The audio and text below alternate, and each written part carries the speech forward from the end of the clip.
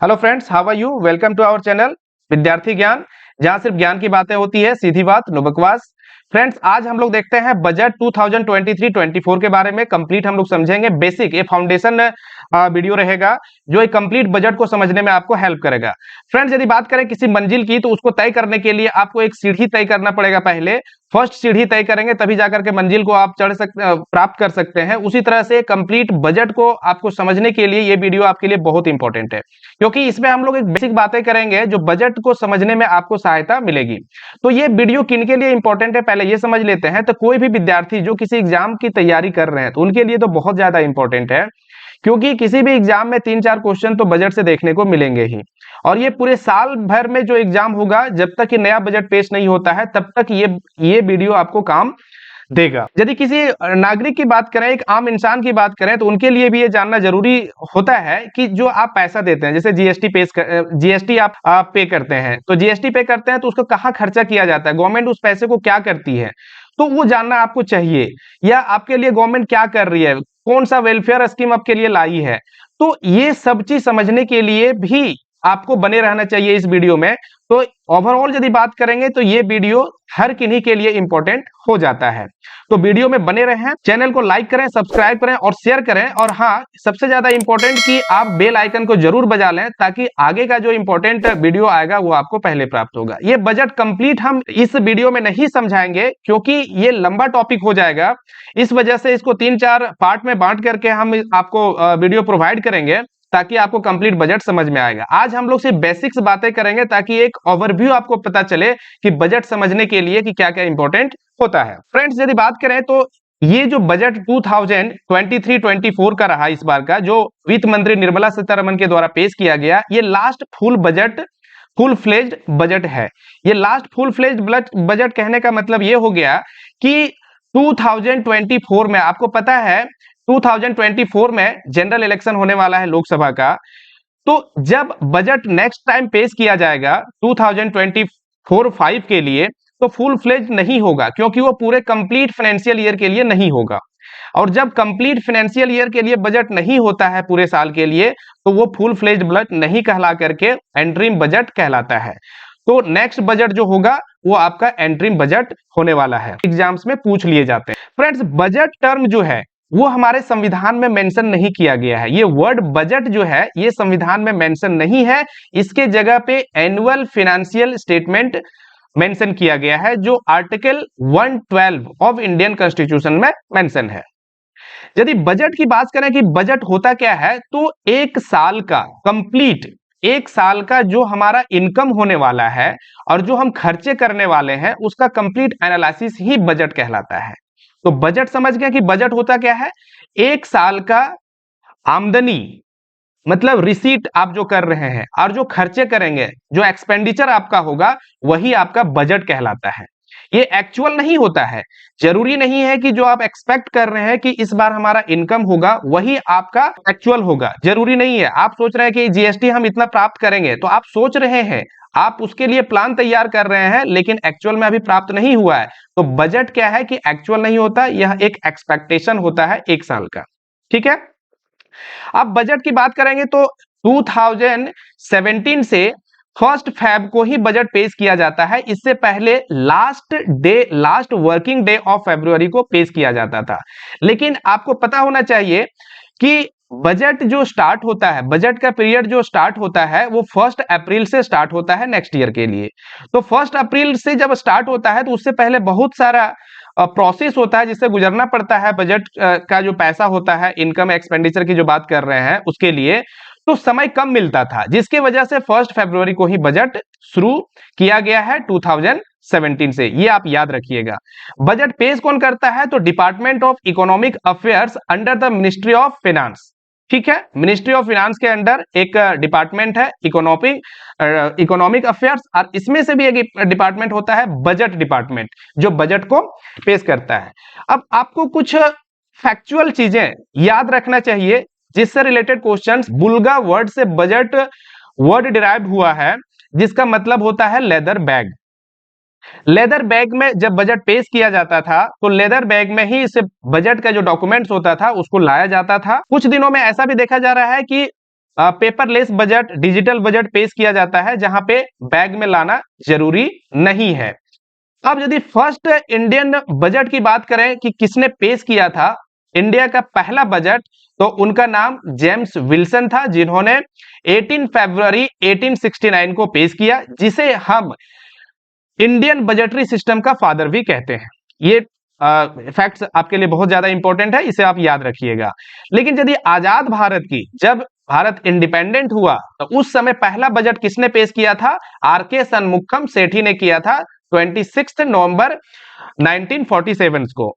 लेकिन यदि हम बात करें कि जब रिपब्लिक इंडिया की बात करें कि बजट किसने पेश किया था, जब हमारा संविधान लागू हो गया उसके बाद बजट किसने पेश किया था, तो उनका नाम था जॉन मथाई, जिन्होंने रिपब्लिक इंडिया का बजट पेश किया 28 फरवरी 1950 को। फ्रेंड्स, पहले जनरल बजट और रेल बजट दोनों अलग पेश किए जाते थे 2017 से पहले।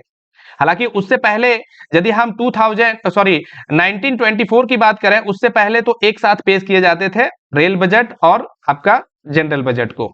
लेकिन एक्वर्थ कमेटी के सिफारिश के बाद फर्स्ट रेलवे बजट को अलग कर दिया गया जनरल बजट से 1924 में, और एक्वर्थ कमेटी के द्वारा रिकमेंड किया गया और बजट को पेश किया गया था जॉन मथाई के द्वारा। ठीक है। और लास्ट बजट के आखिर लास्ट बजट किन्होंने पेश किया था रेलवे बजट, जब वो अलग पेश किए जाते थे, तो सुरेश प्रभु का नाम याद रखिएगा, बहुत इंपॉर्टेंट है, जो लास्ट रेलवे बजट को पेश किया गया था 2016 में। उसके बाद उसे मर्ज कर दिया गया, अब एक साथ में ही पेश किए जाते हैं। ठीक है। सबसे ज्यादा बजट पेश करने का रिकॉर्ड जो है वो मोरारजी देसाई के नाम पे है, जिन्होंने 10 बार बजट को पेश किया है। यदि निर्मला सीतारमण की बात करें तो इन्होंने सबसे ज्यादा समय तक बजट का भाषण दिया है, सबसे ज्यादा देर तक इन्होंने ही दिया है, ये चीज भी याद रखिएगा। 2021 में पेपरलेस बजट पेश किया गया था, मीन्स है उसमें कुछ डॉक्यूमेंट्स के द्वारा नहीं बल्कि एक डिजिटल फॉर्म में पेपरलेस रूप में बजट को पेश किया गया था। फ्रेंड्स, ये सबसे ज्यादा इंपॉर्टेंट आपके लिए जानना जरूरी है, बाइफर्केशन की बजट में क्या क्या टर्म होते हैं उसको समझना इंपॉर्टेंट है। तो बजट की बात यदि करें तो सबसे पहले बजट में क्या होता है कि रिसीट और पेमेंट, रिसीट और एक्सपेंडिचर, कि आपको कितना प्राप्त हो रहा है पैसा और कहां कहां आप खर्च करने वाले हैं, दो ही चीज को मेन देखा जाता है। तो यदि रिसीट की बात करें कि पैसा आपके पास कहां कहां से आ रहा है तो उसको रिसीट कहेंगे। लेकिन रिसीट में से रिवेन्यू रिसीट और कैपिटल रिसीट दो रूप में हम लोग देखेंगे रिसीट को, जो पैसा हमें मिलेगा वो दो रूप में देखेंगे हम लोग, एक रेवेन्यू रिसीट और एक कैपिटल रिसीट। रेवेन्यू रिसीट को भी दो पार्ट में बांटेंगे, टैक्स रेवेन्यू रिसीट और नॉन टैक्स रेवेन्यू रिसीट। तो सबसे पहले समझते हैं कि रेवेन्यू रिसीट क्या होता है। देखिए, ये टॉपिक में से ये पॉइंट ज्यादा जरूरी है जानना, ये स्लाइड आपके लिए, आगे की चीजें आपके लिए आसान हो जाएगी। रेवेन्यू रिसीट क्या होता है कि जब आप, रिसीट मतलब तो समझ में आ गया कि जो पैसा आपको मिलने वाला है, लेकिन रेवेन्यू रिसीट मींस वैसा पैसा आपको जो मिला है जिसको फिर से पे नहीं करना है किसी को। मान लीजिए कि आपको, आपके पास पैसा आया, तो पैसा कहां से आ सकता है? या तो आप किसी चीज को अपना बेचेंगे तो वहां से पैसा आपको मिलेगा, या तो क्या है किसी से आप उधार ले लेंगे, वहां से पैसा मिलेगा, इस रूप में पैसा मिल सकता है। लेकिन ना तो आप उधार ले रहे हैं किसी से और ना ही अपना कुछ चीज आपने बेचा है, फिर भी आपको पैसा मिल रहा है जिसे लौटाना नहीं है, तो उसे रेवेन्यू रिसीट कहेंगे। अब यदि लौटाना नहीं है और कोई चीज आपने बेचा भी नहीं है, तो ये दो रूप में हो सकता है। एक तो है कि टैक्स रेवेन्यू, टैक्स के रूप में आप गवर्नमेंट को टैक्स देते हैं, गवर्नमेंट क्या लौटाती है क्या? फिर आपको टैक्स को नहीं लौटाती है ना, लेकिन गवर्नमेंट को तो पैसा मिल गया, तो वो टैक्स रेवेन्यू रिसीट कहलाया। मान लीजिए कुछ कंपनियां हैं, वो कंपनियां पैसा कमा करके और गवर्नमेंट को दे रही है, तो गवर्नमेंट को क्या लौटाना होगा क्या? वो पैसा नहीं लौटाना होगा, लेकिन क्या है कि वो पैसा प्राप्त हो रहा है गवर्नमेंट को, तो ये आपका नॉन टैक्स रेवेन्यू कहलाया। तो कहने का मतलब हो गया कि कोई भी पैसा जो गवर्नमेंट को मिल रहा है लेकिन गवर्नमेंट को दोबारा लौटाना नहीं है उस चीज के लिए, तो वो आपका रेवेन्यू रिसीट कहलाता है। ये आपका एक रेकरिंग टाइप में होता है कि बीच बीच में ये होता ही रहता है। ठीक है। लेकिन कैपिटल रिसीट की बात करेंगे तो जस्ट इसका उल्टा है कि इस टाइप के रिसीट के लिए, इस टाइप के का जो आपको पैसा मिलता है कैपिटल रिसीट के रूप में, उसमें या तो आपको कुछ बेचना पड़ेगा आपके पास जो है सो, या तो कहीं से उधार लेना पड़ेगा। यदि आपके पास कुछ पैसा आ रहा है और वो आप किन्हीं से उधार ले रहे हैं जिनको आपको चुकाना भी पड़ेगा बाद में, तो आपका डेट कैपिटल रिसीट कहलाएगा।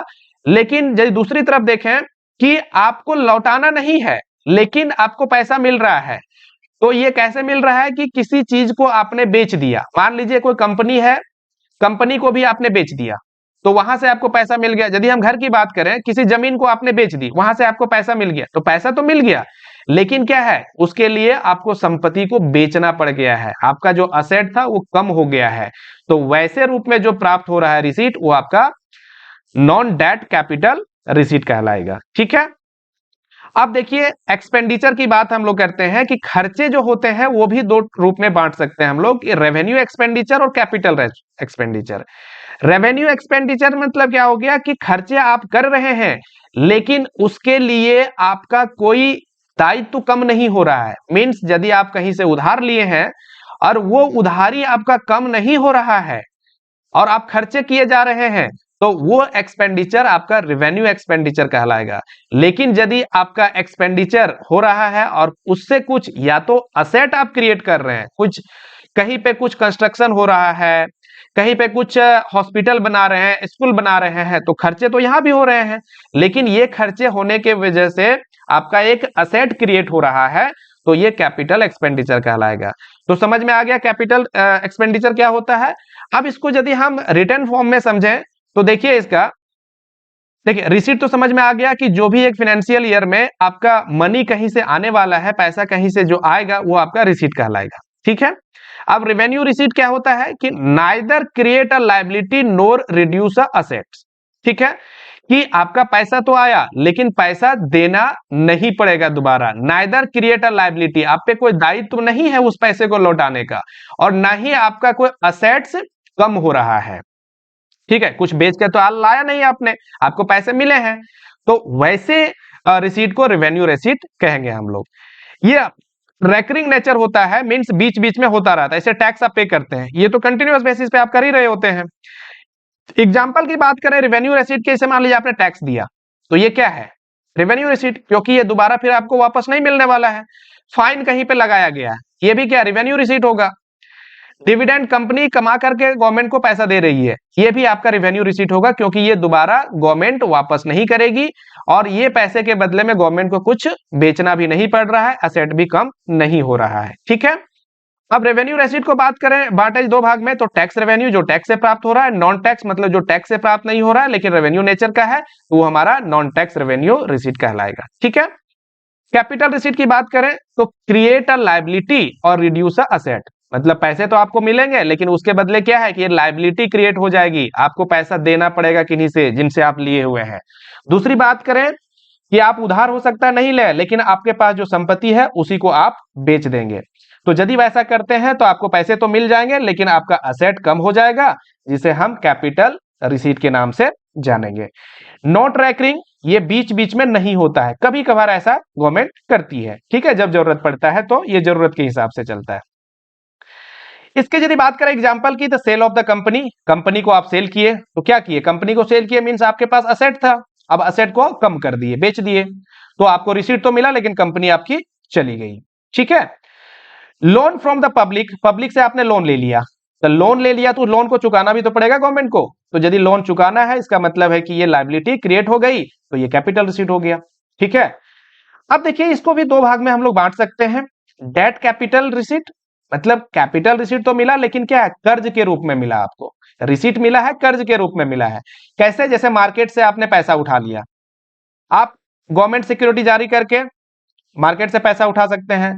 जैसे आपको पता होगा, आप पोस्ट ऑफिस की ही बात कर ले, नीचे लेवल पे आप वहां से केवीपी एनएससी वगैरह क्या करते हैं, परचेज करते हैं, वो क्या है, गवर्नमेंट के लिए एक लायबिलिटी है। क्यों, क्योंकि गवर्नमेंट को उसे लौटाना पड़ेगा, तो गवर्नमेंट के लिए लोन का रूप में काम करता है ये, जिसे लौटाना पड़ेगा, इसलिए ये जो रिसीट प्राप्त हो रहा है गवर्नमेंट को, ये कैपिटल रिसीट कहलाएगा। ठीक है, कोई दिक्कत नहीं है। नॉन डेट कैपिटल रिसीट की बात करें तो नॉन डेट मींस क्या, आप कर्ज नहीं ले रहे हैं, तो कर्ज नहीं लेंगे तो क्या, आपके पास दो ही ऑप्शन है कैपिटल रिसीट में, या तो आप कर्ज लेंगे या तो आपका जो एसेट है उसको आप कम करें। तो यदि किसी कंपनी को या एसेट्स को आप कम कर रहे हैं तो आपका जो रिसीट प्राप्त हो रहा है वो कैपिटल रिसीट कहलाएगा। उसी तरह से एक्सपेंडिचर की बात करें तो जो एक साल में, एक फाइनेंशियल ईयर में आप जो खर्च करने वाले हैं वो आपका एक्सपेंडिचर कहलाएगा।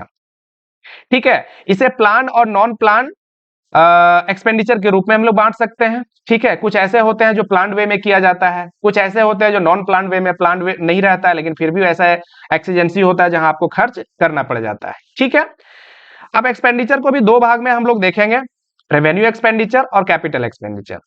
वही चीज हो गया कि रेवेन्यू एक्सपेंडिचर्स मींस जहां आपका कोई नाइदर क्रिएट असेट्स, जहां आप खर्चे कर रहे हैं लेकिन उससे आपका कुछ क्या हो रहा है, असेट्स क्रिएट नहीं हो रहा है और न ही आपकी लायबिलिटी कुछ कम हो रही है।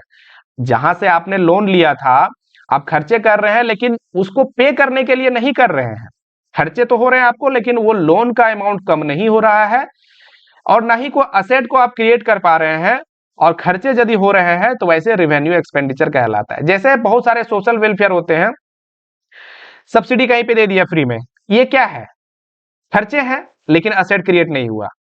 मान लीजिए कि सैलरी कहीं किन्हीं को मिल रहा है तो वो क्या है, खर्चे हो रहे हैं लेकिन उसे एसेट क्रिएट नहीं हो रहा है, तो ऐसे एक्सपेंडिचर को रेवेन्यू एक्सपेंडिचर कहे जाएंगे। एग्जांपल की बात करें तो पेमेंट ऑफ सैलरी, सैलरी के लिए जो पैसा दे रहे हैं, पेंशन, इंटरेस्ट। देखिए इंटरेस्ट, यहाँ पे कौन सा इंटरेस्ट की बात कर रहे हैं कि आपने लोन ले रखा है, सरकार की तरफ से बात कर रहे हैं कि लोन ले रखा है।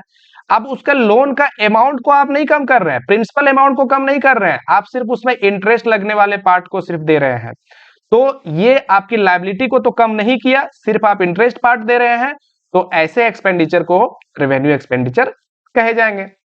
ठीक है, एडमिनिस्ट्रेशन चलाने में आपका जो खर्चा लग रहा है, हेल्थ के लिए, डिफेंस के लिए, ठीक है, अदर सर्विस के लिए, जो आपका एक असेट क्रिएट नहीं कर रहा है वो आपका रेवेन्यू रिसीट एक्सपेंडिचर कहलाएगा। ठीक है, कैपिटल एक्सपेंडिचर में इसका जस्ट उल्टा है कि आप खर्च कर रहे हैं तो उसके लिए आप एक असेट क्रिएट कर रहे हैं, आप रोड बना रहे हैं, आप एरोप्लेन बना रहे हैं, आप रेल बना रहे हैं, आप रेल ट्रैक बना रहे हैं, ये सब क्या है, एक असेट आप क्रिएट कर रहे हैं।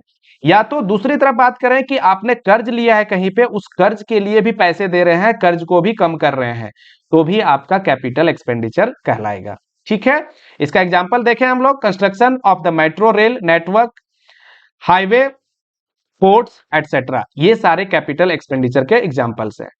फ्रेंड्स, अब इससे भी ज्यादा इंपॉर्टेंट हम देखने वाले हैं टॉपिक कि पैसा कहां से आता है। आखिर गवर्नमेंट के पास जो पैसा मिल रहा होता है, खर्चा गवर्नमेंट कहां से करती है, कहीं से न कहीं से इनकम आता होगा उसको, तो कहां से इनकम आ रहा है, कहां से पैसा वो जुगाड़ करती है, उसके बारे में हम लोग समझेंगे। इस टॉपिक में आप बने रहिए, आपको बहुत अच्छी चीजें, बहुत ऐसे ऐसे टर्मिनोलॉजी समझ में आएगा जिससे कि आपको आगे के जो टॉपिक लाने वाला हूं, कंप्लीट बजट, वो आपको समझ में आएगा। फ्रेंड्स, देखते हैं कि पैसा कहां से आता है। तो कॉर्पोरेट टैक्स, कॉर्पोरेशन टैक्स जो मिलता है गवर्नमेंट को, वो कितना परसेंट मिलता है, 15%। यदि 100 रुपीज की बात करें तो 15 पैसा आपको कॉर्पोरेट टैक्स से गवर्नमेंट को प्राप्त होता है। मीन्स कंपनियां जो टैक्स के रूप में गवर्नमेंट को देती है, कंपनियों को जो फायदा होता है उस पर टैक्स लगता है, उस टैक्स के लिए गवर्नमेंट को पे करती है, जो 15% वहां से गवर्नमेंट को पैसा प्राप्त होता है। ठीक है, यदि इनकम टैक्स की बात करें तो वहां से भी 15% प्राप्त होता है, लेकिन यदि अमाउंट की बात करेंगे तो ये अमाउंट ज्यादा होता है। ठीक है, फ्रैक्शन की बात करेंगे तो ये फ्रैक्शन में ज्यादा होता है, तो इस वजह से ये दोनों में से सबसे ज्यादा कॉर्पोरेशन टैक्स से प्राप्त होता है, टैक्स के रूप में। ठीक है, आगे देखते हैं, कस्टम ड्यूटी सीमा शुल्क के रूप में 4%, टोटल बजट जितना भी एक साल में जितना पैसा प्राप्त होना है उसमें से 4% आपको यहां से प्राप्त होता है, इस साल की बात कर रहे हैं हम। ठीक है, 7% आपका यूनियन एक्साइज ड्यूटी, केंद्रीय उत्पाद शुल्क से प्राप्त होता है। 17% जीएसटी से, वस्तु एवं सेवा कर। देखिए ये बहुत इंपॉर्टेंट है, टैक्स की यदि बात करें, कंप्लीट टैक्स की बात करें तो इसमें से सबसे ज्यादा जीएसटी से प्राप्त होता है। क्वेश्चन पूछा जा सकता है कि टैक्स के रूप में सबसे ज्यादा कौन से टैक्स से सरकार को पैसा मिलता है, तो वो जीएसटी से 17%, मीन 100 रुपए में 17 रुपीज उसको यहीं से प्राप्त होता है। आगे देखिए, नॉन टैक्स रिसीट, रिसीट दो टाइप के पढ़े थे, एक रेवेन्यू रिसीट, रेवेन्यू रिसीट में दो टाइप, टैक्स रेवेन्यू रिसीट और नॉन टैक्स रेवेन्यू रिसीट। तो टैक्स रिसीट से यहां से इतना देख चुके हैं हम लोग, और नॉन टैक्स रिसीट से आपको इतना प्राप्त होता है, जो हम लोग पढ़ चुके हैं। इसका क्या होता है पीछे आप जा करके देख सकते हैं इस चीज को। ठीक है, अब देखिए रिसीट के बारे में हम लोग देख लिया, रेवेन्यू रिसीट। अब कैपिटल रिसीट के बारे में यदि बात करें तो ये दो रूप में, एक आपका हो गया कि नॉन डेट कैपिटल रिसीट, जहां पे कर्ज तो नहीं ले रही है सरकार, लेकिन अपनी कंपनी को, अपना असेट को बेचती है, तो वहां से 2% ही मिलता है। आप सुनते होंगे कि इस बैंक को प्राइवेटाइज किया जा रहा है, एलआईसी को प्राइवेटाइज करने की बात किया जा रहा है। ये क्या है, इतना जो सरकार बदनामी लेती है, वहां से देखिए मात्र 2% ही सरकार को प्राप्त होती है। ठीक है। अब डीसीआर, डेट कैपिटल रिसीट, ये क्या है, उधार है, सरकार उधार लेती है, जो खर्च करना है वो खर्च कंप्लीट, उसको उतना पैसा नहीं प्राप्त होता है, लेकिन खर्च करना है तो उसको मेकअप करने के लिए सरकार उधार लेती है, जिसे डेट कैपिटल रिसीट के रूप में जानते हैं। और ये कितना है, 34%। मीन्स सबसे ज्यादा जो खर्च किया जाता है वो सिर्फ उधार के रूप में चल रहा है। सरकार उधार लेती है और उसको फिर खर्च करती है, 34%। तो ध्यान रखिएगा, रिसीट के फॉर्म में सबसे ज्यादा जो रिसीट प्राप्त होता है वो कहां से प्राप्त होता है, तो डेट कैपिटल रिसीट, जो उधार है वहां से सरकार को प्राप्त होता है 34%। अब ये हम लोग अभी तक समझ लिए कि पैसा कहां से आता है। अब हम लोग देखते हैं पैसा कहां से जाता है। फ्रेंड्स, चैनल को लाइक और सब्सक्राइब कर लें ताकि हमें मोटिवेशन मिलेगा और आगे भी वीडियो में इसी तरह से आपका लाता रहूंगा। ठीक है, आगे देखिए कहां पैसा जाता है। तो सबसे पहले देखिए 9% सेंट्रली स्पॉन्सर्ड स्कीम और 17% सेंट्रल सेक्टर स्कीम में होता है।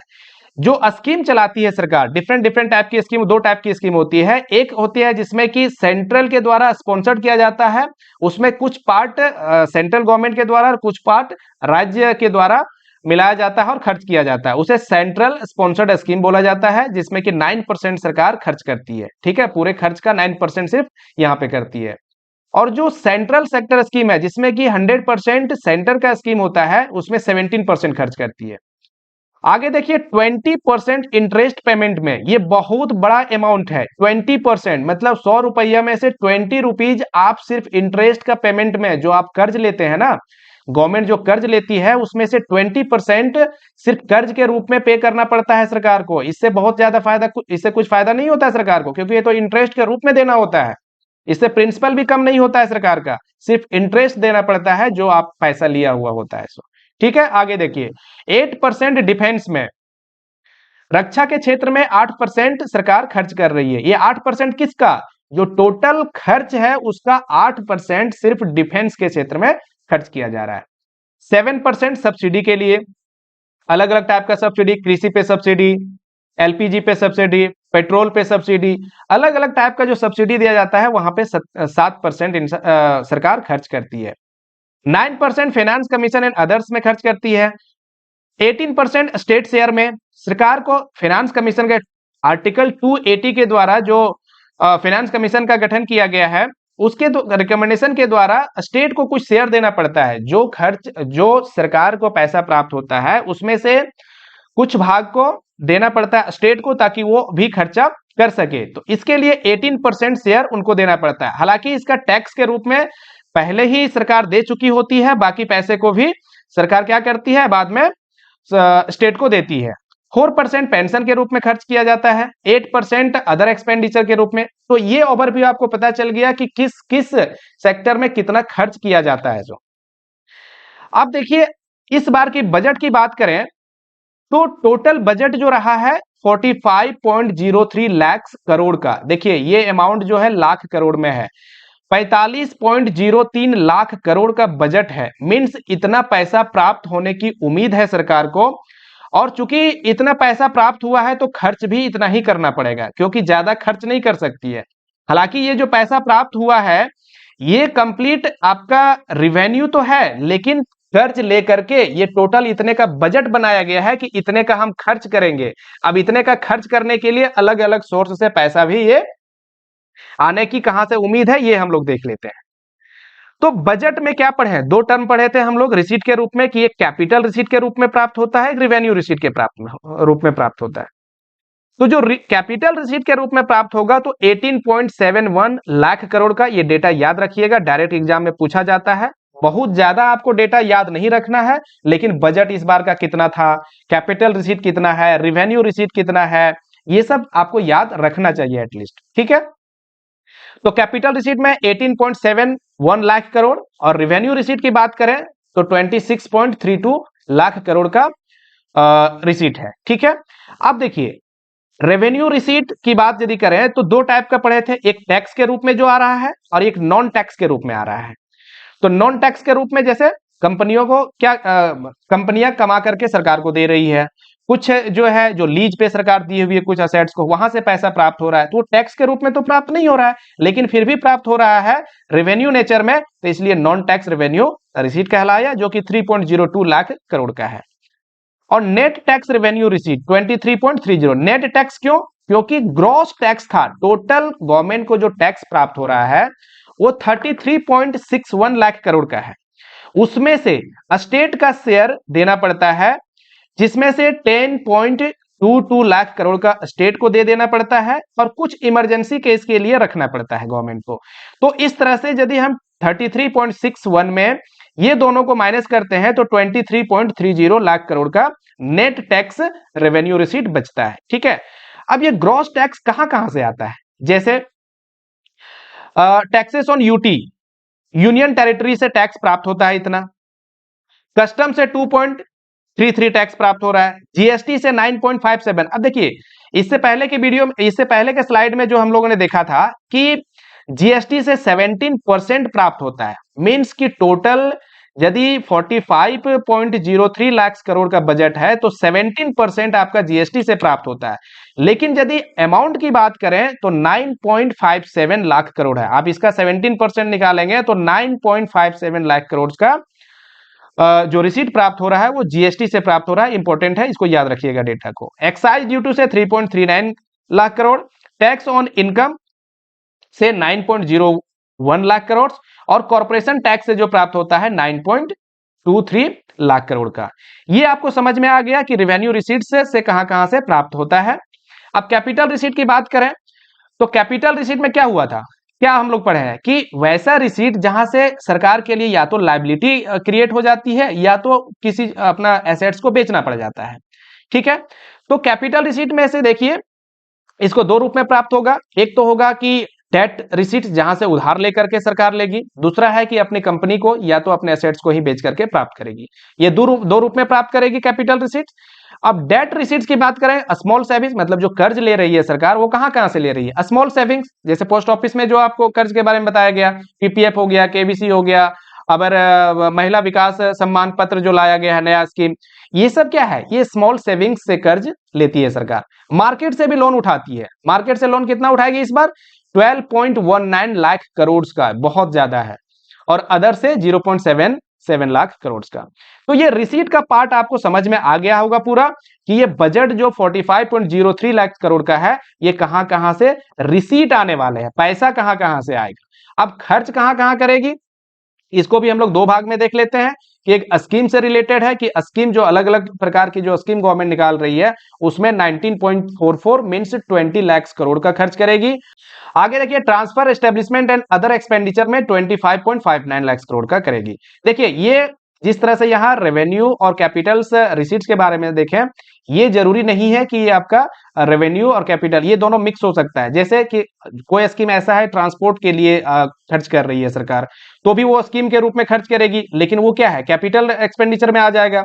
कुछ है सब्सिडी दे रही है, वो क्या है रेवेन्यू एक्सपेंडिचर में आ जाएगा।